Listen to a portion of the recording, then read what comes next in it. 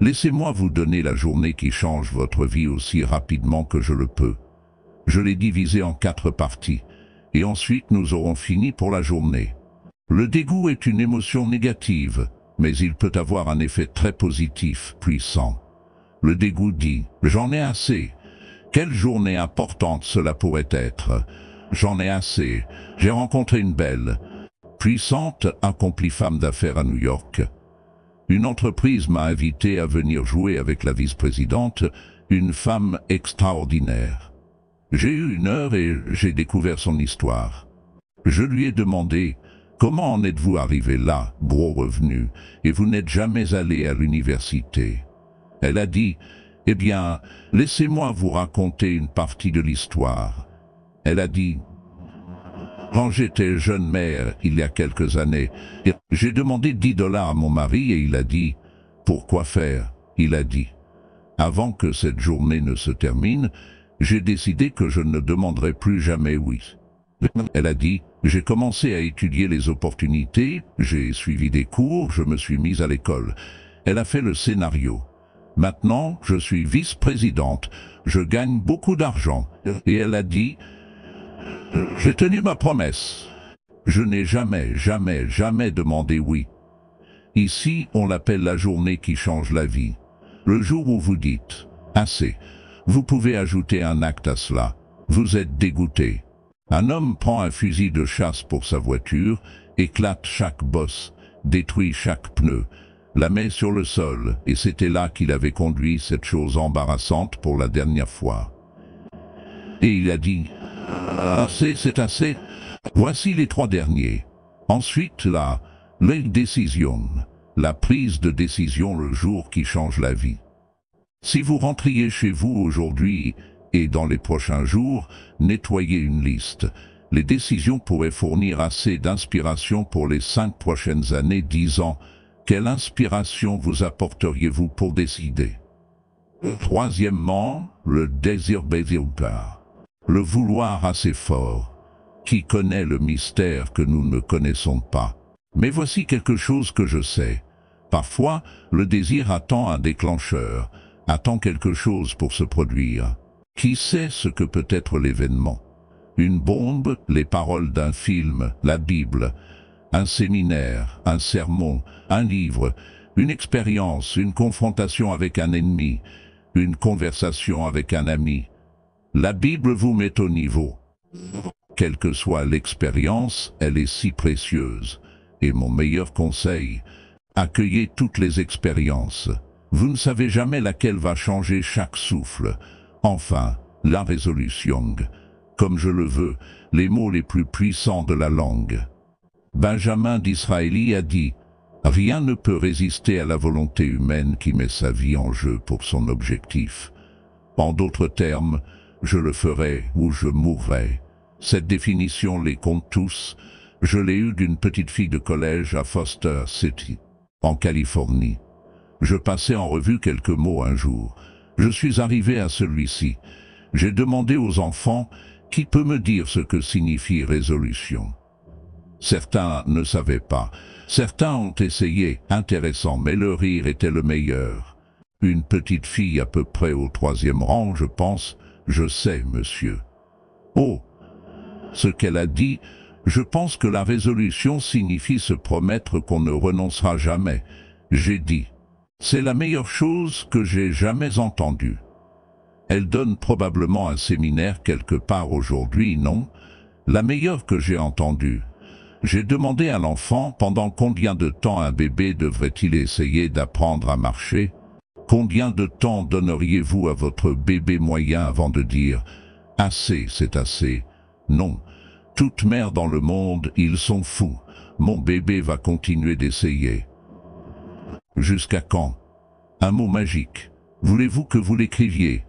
Jusqu'à. Promettez-vous que vous lirez les livres jusqu'à ce que toutes vos compétences changent.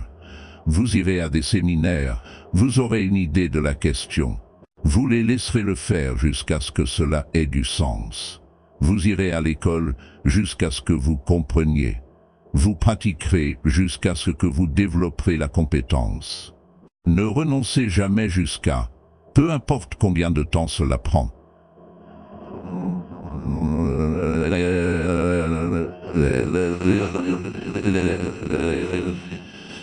Morceau par morceau, livre par livre, mot par mot, pomme par pomme. Faites le tour du pâté de maison. Faites le tour du pâté de maison. Française, jusqu'au bout. La chance de vieillir et de résoudre que vous payerez le prix jusqu'à ce que vous appreniez, changiez, grandissiez, deveniez. Ensuite, vous découvrirez certains des meilleurs trésors de la vie lorsque vous payerez ce prix. Comprendre ce que vous devez savoir et rassembler ces informations est crucial pour mener une bonne vie. C'est le mot-clé pour apporter de grands changements dans votre vie. Il a dit, si vous voulez réussir, étudiez le succès. Si vous voulez être heureux, étudiez le bonheur. Et si vous voulez être riche, étudiez la richesse. Cela semble être du bon sens, non? Mais vous seriez surpris de voir combien peu de gens prennent réellement le temps de le faire. C'est comme un mystère. Pourquoi plus de gens ne font pas de cela une priorité? Voici la chose. Les idées et les informations sont comme des pépites d'or qui peuvent ouvrir la voie à un avenir meilleur pour vous. Si vous avez l'impression de manquer quelque chose dans la vie, ce n'est pas parce que vous n'avez pas assez d'argent ou d'opportunités. C'est parce que vous n'avez pas encore rencontré les bonnes idées. C'est quelque chose que j'ai appris il y a longtemps, et cela s'est avéré vrai maintes et maintes fois. En parlant de conseils précieux, laissez-moi vous partager quelque chose de la Bible. Il y a un dicton là-dedans qui dit quelque chose comme ceci. Cherchez et vous trouverez. Donc, le truc est de rechercher activement les connaissances et les idées qui peuvent changer votre vie pour le mieux. Il s'agit d'être proactif et curieux. Maintenant, lorsque vous tombez sur une idée brillante, ne vous contentez pas de compter sur votre mémoire pour la retenir. Notez-la, enregistrez-la. Assurez-vous qu'elle est enregistrée quelque part en sécurité. C'est pourquoi des outils comme les journaux et les dispositifs d'enregistrement sont si pratiques. Ils vous aident à stocker et à préserver ces précieuses pépites de sagesse. Mais parlons de laisser un héritage aux générations futures. Il y a 3 choses que je crois valoir la peine de transmettre, les photographies, les livres et les journaux. Les photographies capturent des moments dans le temps qui peuvent raconter une histoire pour les générations à venir. Les livres contiennent des connaissances et des sagesses qui ont façonné votre pensée et vos valeurs. Et les journaux sont comme des trésors d'observation personnelle et de réflexion qui offrent un aperçu de votre monde intérieur. N'oubliez pas l'importance de la réflexion. Prendre le temps de revenir sur vos expériences et d'en tirer des leçons est comme chercher de l'or dans votre propre vie.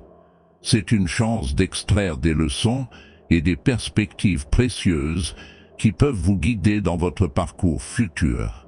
Donc, que ce soit à la fin de la journée, de la semaine, du mois ou de l'année, faites-en une habitude de réfléchir à ce que vous avez appris et à la façon dont vous avez grandi.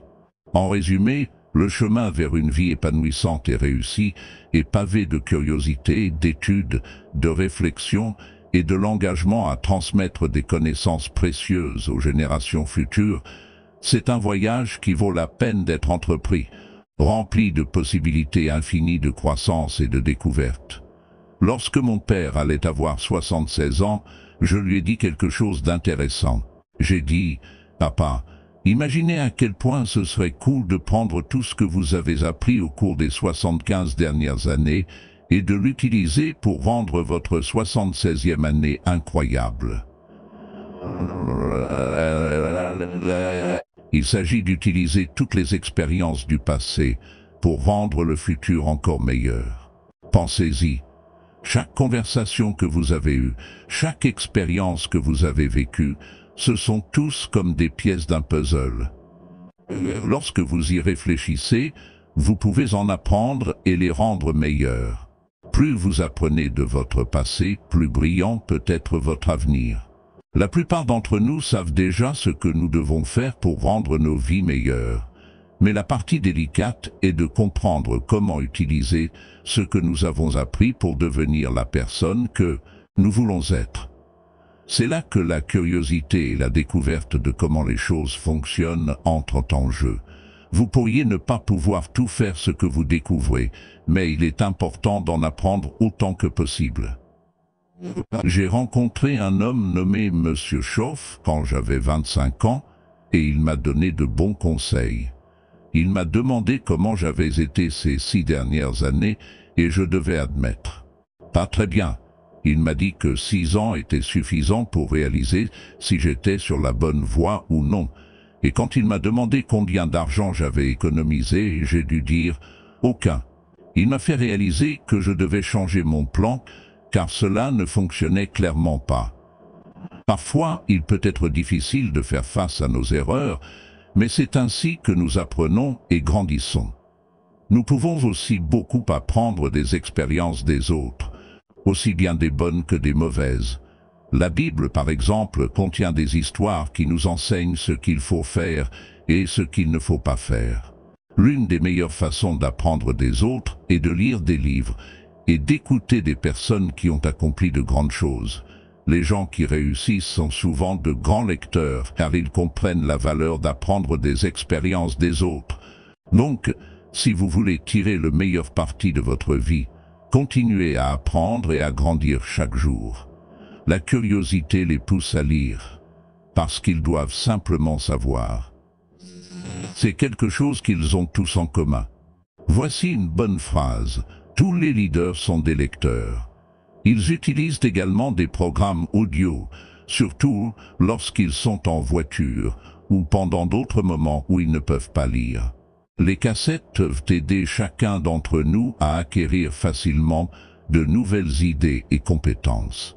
Saviez-vous qu'il existe des cassettes et des livres sur comment être plus fort, plus décisif, un meilleur orateur, un leader plus efficace, avoir un meilleur effet sur les autres, devenir plus aimant, développer sa personnalité, s'enrichir, développer son influence et devenir sophistiqué?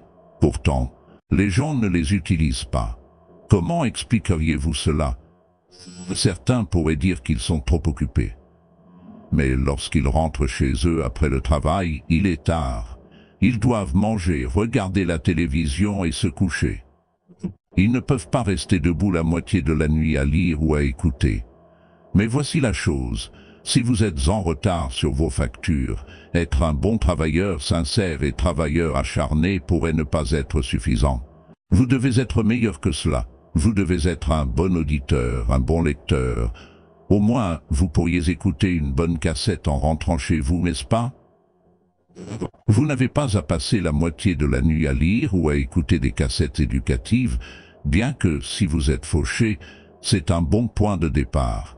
Mais voici tout ce que je demande. Seulement 30 minutes par jour, c'est tout.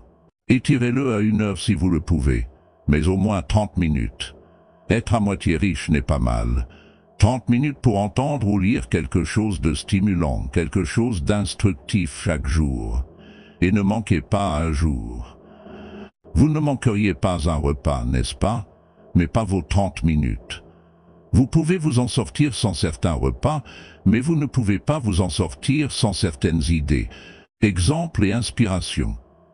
Il y a une phrase de la Bible qui dit que les humains ne peuvent pas vivre que de pain. La chose la plus importante après le pain, ce sont les mots. Les humains ont besoin de nourriture et de mots pour être en bonne santé et prospérer. Assurez-vous d'avoir un bon régime de mots chaque jour. J'ai une fois dit à mon personnel que certaines personnes lisent si peu qu'elles ont le rachitisme de l'esprit. Et souvenez-vous, pour bien nourrir l'esprit, vous devez avoir un bon équilibre. Ne lisez pas seulement ou n'écoutez pas seulement des choses faciles. Vous ne pouvez pas vivre que de bonbons mentaux. Voici une pensée. Pourquoi ne pas appeler les bons livres et les bonnes cassettes exploiter le trésor des idées? Et si quelqu'un a une bonne excuse pour ne pas exploiter le trésor des idées pendant au moins 30 minutes chaque jour, ou pour ne pas dépenser d'argent et obtenir les livres et les cassettes, j'aimerais l'entendre. Certaines excuses sont incroyables. Imaginez quelqu'un disant « J'ai cette mine d'or, j'ai tellement d'or que je ne sais pas quoi en faire, venez creuser. Et l'autre personne dit, je n'ai pas de pelle. Je vais t'en chercher une, dit la première personne. Combien demande-t-il pour les pelles? Répond l'autre. Le point, c'est d'investir de l'argent. Obtenez les cassettes et les livres. Le meilleur argent que vous pouvez dépenser est celui investi dans votre auto-éducation. Ne vous lésinez pas quand il s'agit d'investir dans votre meilleur avenir. Un show-off m'a aidé à commencer à constituer ma bibliothèque quand je l'ai rencontré pour la première fois. Il m'a dit « Devenez autodidacte. Une éducation standard vous donnera des résultats standards. Vérifiez ces chiffres et voyez si c'est ce que vous voulez. Si vous voulez quelque chose de mieux que le standard, vous devez devenir autodidacte. » Alors, j'ai commencé à travailler sur ma bibliothèque et maintenant, j'en ai une des meilleures. Il m'a recommandé quelques livres pour commencer. Le premier était Réfléchissez et devenez riche de Napoléon Hill. Si vous n'avez pas déjà, c'est un excellent livre à ajouter à votre bibliothèque. Earl Nightingale l'a mis sur cassette. Je l'ai lu plusieurs dizaines de fois. Show-off disait « La répétition est la mère de la compétence. Et si vous aviez pu voir mon compte en banque à l'époque, vous auriez su que j'avais besoin de beaucoup de cette répétition. » Certaines des idées de ce livre ont apporté des changements majeurs dans ma vie. Avec le recul, le livre valait des milliers et je l'ai acheté pour quelques centimes. J'ai appris une leçon très précieuse là. Il peut y avoir une grande différence entre le coût et la valeur. Avant de rencontrer M. Chauffe, je demandais toujours « Combien cela coûte-t-il » Après l'avoir rencontré, cependant, j'ai vite appris à demander « Combien cela vaut-il » J'ai commencé à baser ma vie sur la valeur plutôt que sur le coût et tout a changé. Le prochain livre qu'il a recommandé concernait la nutrition. Il disait « Étudiez la nutrition. La vitalité joue un rôle important dans la réussite. Certaines personnes ne réussissent pas parce qu'elles ne se sentent pas bien. Ce n'est pas qu'elles ne sont pas intelligentes, c'est qu'elles sont malades. Elles n'ont pas le feu et la vitalité pour réussir. » Donc, il a vraiment insisté sur la nutrition. Maintenant, certains de ces livres de santé sont un peu étranges, mais vous pouvez filtrer les choses bizarres. Il existe aussi des cassettes sur la nutrition. Rappelez-vous, ne soyez pas un disciple, soyez un étudiant. Quelqu'un dit « J'ai lu ce livre, dois-je suivre ?» Et la réponse est non. Lisez au moins 2 livres et faites-vous votre propre opinion. Ne soyez pas un disciple, soyez un étudiant. Alors, prenez soin de vous. La bibliothèque de livres et de cassettes d'une personne révèle ses désirs les plus dominants. Il est intéressant d'entrer dans la maison de quelqu'un et de parcourir sa bibliothèque. Que dit votre bibliothèque de vous? Alors, lisez tous les livres. Maintenant, voici la bonne nouvelle. Vous n'avez pas à tous les lire d'un coup. Essayez ceci, 2 livres par semaine. En 10 ans, cela fait 1000 livres.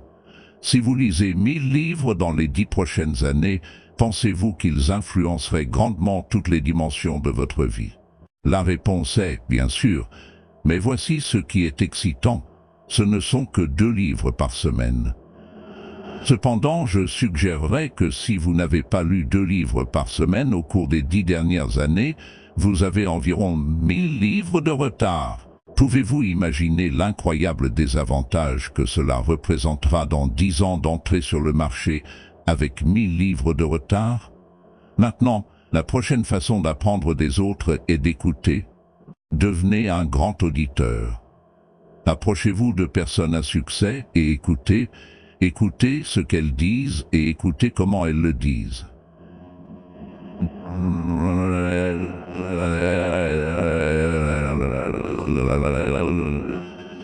Quelque chose à dire sur le style aussi bien que sur le contenu. Et jamais écouter des personnes à succès n'a été aussi facile ou moins coûteux qu'aujourd'hui avec des cassettes comme celles que vous écoutez maintenant. Vous pouvez posséder des programmes audio de quart et sur les personnes les plus réussies dans n'importe quel domaine. Et vous pouvez écouter leurs idées pendant que vous faites autre chose, en conduisant votre voiture, en faisant de l'exercice, en vous habillant le matin, à tout moment. Écouter des personnes à succès peut changer la donne. Invitez-les à dîner, posez des questions et surtout, écoutez. Même si vous devez dépenser de l'argent pour le repas, considérez-le comme un investissement dans votre avenir. Les gens pauvres ratent souvent cette opportunité parce qu'ils n'en voient pas la valeur. Ils pourraient dire qu'il achète son propre dîner, je ne dépense pas mon argent, mais souvenez-vous, si vous continuez à faire ce que vous avez toujours fait, vous continuerez à obtenir ce que vous avez toujours obtenu. Observer des personnes à succès est un autre moyen puissant d'apprendre. Le succès laisse des indices. Alors, faites attention à ce qu'elles font, observez comment elles serrent la main, comment elles interagissent avec les autres et comment elles se comportent. Les personnes à succès ont certaines habitudes et comportements que vous pouvez apprendre. Investir dans votre éducation est crucial. Mettez de côté de l'argent chaque mois pour acheter des livres, assister à des séminaires et écouter des conférences. Pensez-y comme à un fonds éducatif pour votre esprit et votre âme. L'argent que vous dépensez pour élargir vos connaissances est un petit prix à payer pour le potentiel illimité qu'il débloque. Le temps est également un investissement précieux. Oui, demander du temps à quelqu'un est une grande demande, mais c'est nécessaire si vous voulez apprendre et grandir. Profitez au maximum de chaque moment en vous consacrant à l'apprentissage. Souvenez-vous, vous pouvez toujours gagner plus d'argent, mais vous ne pouvez pas gagner plus de temps. Enfin, investir des efforts est essentiel. Écouter occasionnellement ne suffira pas si vous voulez vraiment absorber et appliquer ce que vous avez appris. Vous devez mettre de l'effort pour vous engager activement avec le matériel et l'appliquer à votre vie. Cet effort est comme allumer les lumières, ouvrir les fenêtres et affiner votre concentration. C'est ce qui transforme vos rêves en réalité et conduit à la richesse et au bonheur. Souvenez-vous que si vous voulez vraiment faire quelque chose, vous trouverez un moyen. Sinon, vous trouverez une excuse. Il n'y a pas de place pour les excuses. Seulement pour l'action. Faites ce premier pas maintenant et observez comment votre vie se transforme pour toujours. Merci de votre écoute. Mesdames et messieurs, aujourd'hui, nous nous réunissons ici pour explorer l'essence du développement personnel et embrasser le potentiel extraordinaire qui réside en chacun de nous. Dans un monde rempli de distractions et d'incertitudes, il est impératif que nous nous élevions au-dessus de la médiocrité, transcendions l'ordinaire et aspirions à la grandeur. Et dans cette quête, mes amis, le développement personnel devient notre allié indéfectible, Notre lumière guide dans les moments les plus sombres. Le développement personnel n'est pas un moment fugace d'inspiration, ni une solution miracle à tous nos problèmes. C'est un voyage tout au long de la vie, un engagement envers une croissance continue et une croyance inébranlable en la puissance de notre propre potentiel. C'est la réalisation profonde que si nous voulons que nos vies changent, nous devons d'abord nous changer nous-mêmes. Mais pourquoi, pourriez-vous demander, le développement personnel est-il si essentiel? La réponse réside dans le fait que nous ne sommes pas de simples spectateurs dans ce grand spectacle appelé vie, mais des participants actifs avec la capacité de façonner notre destin. Chacun de nous possède un immense puits de potentiel inexploité, attendant d'être découvert. Et le développement personnel, mes amis, est le catalyseur qui débloque ce trésor. Vous vous demandez peut-être, comment entreprendre ce voyage de découverte de soi et de croissance personnelle? Cela commence par l'acte puissant de l'autoréflexion. Prenez un moment pour faire une pause et examiner votre vie.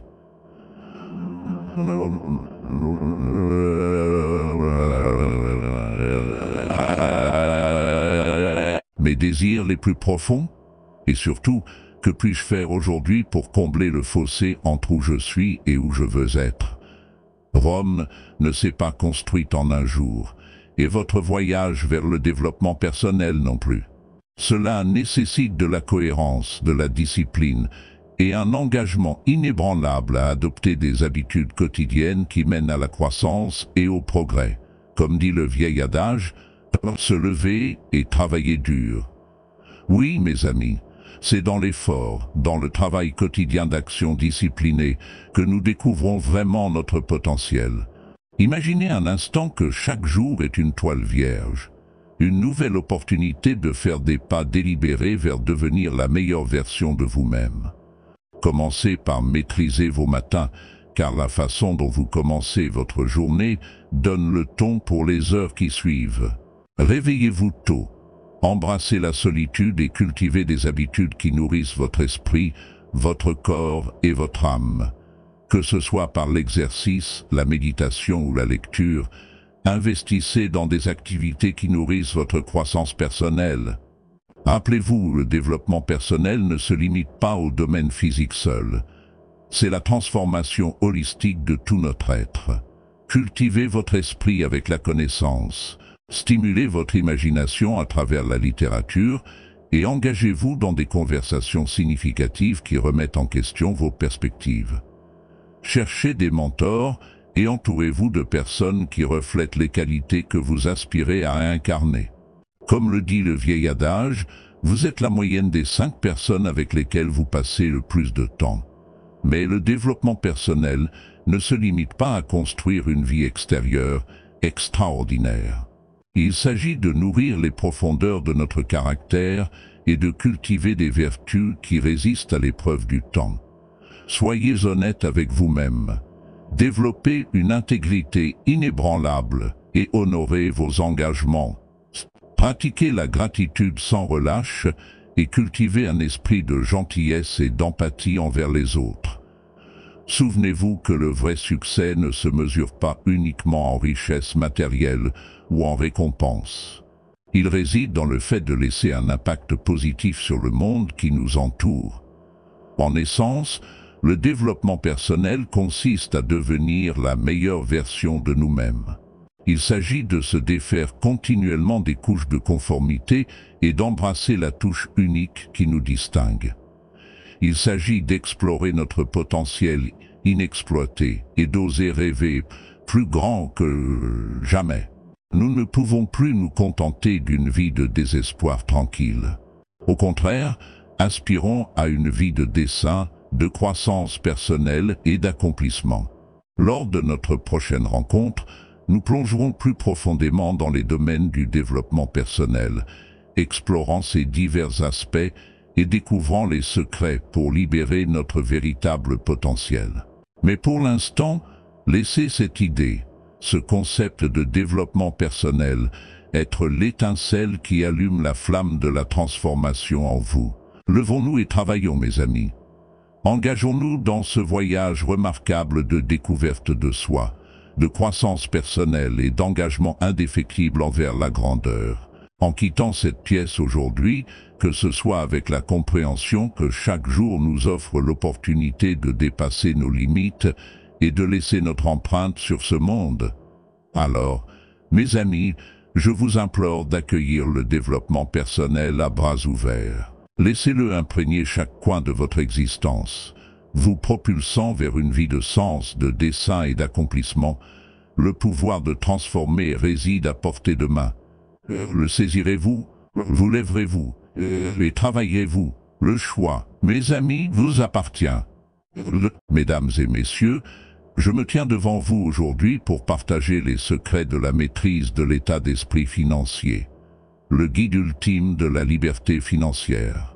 Alors que nous nous engageons ensemble dans ce voyage transformateur, je vous exhorte à ouvrir vos cœurs et vos esprits à la sagesse bouleversante qui réside dans ces mots. Vous voyez, le chemin de la liberté financière ne consiste pas seulement à accumuler des richesses ou à acquérir des biens matériels.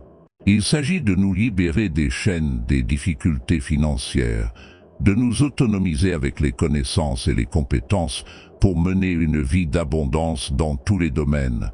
Et tout commence par la maîtrise de notre état d'esprit. Dans notre quête de richesse et de succès, nous cherchons souvent des facteurs externes pour fournir la solution. Nous croyons que si nous avions plus d'argent, un meilleur emploi ou les bonnes opportunités, alors nos difficultés financières disparaîtraient. Mais je suis ici pour vous dire que la véritable liberté financière commence de l'intérieur. Le premier et le plus important secret de la maîtrise de l'état d'esprit financier est de développer un fort désir de succès. Vous devez le désirer de toutes les fibres de votre être, avec une faim inextinguible qui vous poussera à dépasser tout obstacle sur votre chemin. Sans ce désir ardent, le chemin de la liberté financière sera sombre et parsemé d'incertitudes. Ensuite, nous devons comprendre le pouvoir de la croyance. Nos croyances façonnent notre réalité, et si nous croyons que nous sommes destinés à vivre une vie de lutte financière, alors cela sera en effet notre réalité. Cependant, si nous choisissons d'adopter des croyances valorisantes, des croyances qui soutiennent notre cheminement vers l'abondance et la prospérité, alors nous créons un terrain fertile pour la réussite financière à s'épanouir. Mais la croyance seule ne suffit pas. Nous devons la combiner avec l'action, car l'action est le pont entre nos rêves et notre réalité. On dit que la distance entre nos rêves et la réalité s'appelle la discipline, et la discipline est la clé pour ouvrir la porte à la liberté financière. Nous devons être prêts à faire ce que les autres ne font pas, à parcourir ce kilomètre supplémentaire, à persévérer face aux revers et à ne jamais abandonner. Comme je le dis toujours, vous êtes la moyenne des 5 personnes avec qui vous passez le plus de temps. Par conséquent, il est impératif que nous choisissions nos compagnons avec sagesse. Entourez-vous d'individus qui ont déjà atteint le niveau de succès que vous désirez, car leur sagesse, leur connaissance et leur état d'esprit vous inspireront et vous guideront vers votre propre triomphe financier. Un autre secret de la maîtrise de l'état d'esprit financier réside dans le pouvoir de l'apprentissage continu. Nous devons nous engager dans une poursuite de connaissances tout au long de notre vie. Que ce soit par la lecture de livres, la participation à des séminaires ou la recherche de mentors, notre succès financier est directement proportionnel aux connaissances et compétences que nous acquérons. Plus nous apprenons, plus nous gagnons. De plus, nous devons développer l'habitude de l'intelligence financière. Tout comme notre santé physique s'améliore grâce à l'exercice et une nutrition adéquate, notre santé financière prospère grâce à l'exercice de l'intelligence financière. Nous devons apprendre l'art de faire un budget, d'épargner, d'investir et de gérer notre argent avec sagesse. En prenant le contrôle de nos finances, nous prenons le contrôle de nos vies. Enfin, et peut-être le plus important, nous devons cultiver une attitude de gratitude. Il est facile de se laisser emporter par la poursuite de la richesse et de négliger les bénédictions qui nous entourent. La gratitude élève non seulement notre vibration et attire plus d'abondance dans nos vies, mais elle nous permet également d'apprécier vraiment le chemin vers la liberté financière. C'est grâce à la gratitude que nous trouvons de la joie dans le processus, plutôt que de nous concentrer uniquement sur la destination. Alors que nous concluons cette partie de notre voyage vers la liberté financière, je vous encourage à graver ces secrets dans votre cœur et votre esprit. Adoptez le pouvoir du désir, de la croyance, de l'action, de l'environnement, de l'apprentissage continu, de l'intelligence financière et de la gratitude. Faites-en partie de votre vie quotidienne et observez avec émerveillement la transformation de votre réalité financière devant vos yeux, mais notre voyage ne s'arrête pas là. Il passe simplement au chapitre suivant. Dans la deuxième partie de notre quête de développement personnel, nous plongerons plus profondément dans le domaine de l'amélioration de soi et libérerons le potentiel qui réside en chacun de nous. Alors, restez à l'écoute, car le meilleur est à venir. Le succès ne doit pas être poursuivi. Il doit être attiré par la personne que vous devenez. Devenons les individus qui attirent le succès et la liberté financière que nous désirons si profondément. Faisons le premier pas vers la maîtrise de notre état d'esprit et créons une vie d'abondance. Et n'oublions pas, le grand défi est de devenir tout ce que vous avez la possibilité de devenir. Mesdames et messieurs, permettez-moi de partager avec vous une vérité inébranlable. Votre vie n'est pas définie par le hasard ou les circonstances, mais par les choix que vous faites et les actions que vous entreprenez. Chaque jour présente une toile d'opportunité sur laquelle vous peignez les coups de votre destinée. Et maintenant, alors que nous nous tenons à l'aube de cette nouvelle année, je vous implore de saisir cette opportunité pour vous lancer dans un voyage vers l'automaîtrise. Un voyage qui transformera votre vie de manière que vous n'avez osé rêver. C'est l'art de se maîtriser soi-même, la capacité de maîtriser vos pensées, de diriger vos actions et de cultiver les habitudes qui mènent à un succès extraordinaire. Il s'agit de prendre en main votre vie, votre destinée et de les façonner en le chef-d'œuvre que vous envisagez. Pour vous lancer dans ce voyage de l'automaîtrise, vous devez d'abord comprendre que le succès ne concerne pas seulement les réalisations extérieures. Il s'agit de ce que vous devenez dans le processus. Il s'agit de la discipline de se lever tôt, de la dévotion à perfectionner vos compétences et de la résilience à persévérer face aux défis. L'une des clés fondamentales de l'automaîtrise est le pouvoir du développement personnel. Comme je l'ai souvent dit, travaillez plus dur sur vous-même que sur votre travail. Cette année, engagez-vous à l'apprentissage continu et à la croissance. Lisez des livres qui mettent au défi votre pensée, assistez à des séminaires qui élargissent vos horizons, et entourez-vous de personnes qui vous inspirent et vous poussent à aller plus loin. De plus, la maîtrise de vos pensées est primordiale.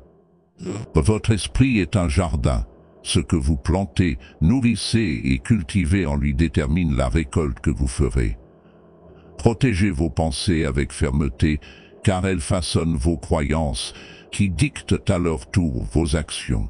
Remplacez le doute de soi par la croyance en soi, la peur par le courage et la négativité par la positivité. Cultivez un état d'esprit inébranlable qui voit des opportunités là où d'autres voient des obstacles. Cependant, laissez-moi vous rappeler que l'automaîtrise ne s'épanouit pas dans l'isolement. Elle prospère dans le sol fertile de la discipline et de la cohérence. Ce sont les petites actions apparemment insignifiantes que vous effectuez chaque jour qui se cumulent avec le temps, conduisant à un succès monumental. Engagez-vous dans des rituels quotidiens qui correspondent à vos objectifs, que ce soit l'exercice, la tenue d'un journal ou le dévouement à l'amélioration de votre métier. Ces actions cohérentes posent les bases de la grandeur. De plus, alors que vous vous lancez dans ce voyage, n'oubliez pas l'importance de la résilience. Les défis et les revers sont des compagnons inévitables sur le chemin de la maîtrise, mais c'est dans ces moments d'adversité que votre caractère se forge. Accueillez les échecs comme des leçons, les revers comme des occasions de croissance, et laissez-les nourrir votre détermination à aller de l'avant. Par-dessus tout, cultivez une attitude de gratitude. La gratitude est l'antidote à l'insatisfaction. Chérissez ce que vous avez tout en aspirant à ce que vous désirez. La gratitude ouvre les portes à l'abondance et attire la positivité dans votre vie. Alors que je me tiens ici en envisageant la grandeur qui vous attend, je vous exhorte à prendre en main votre vie.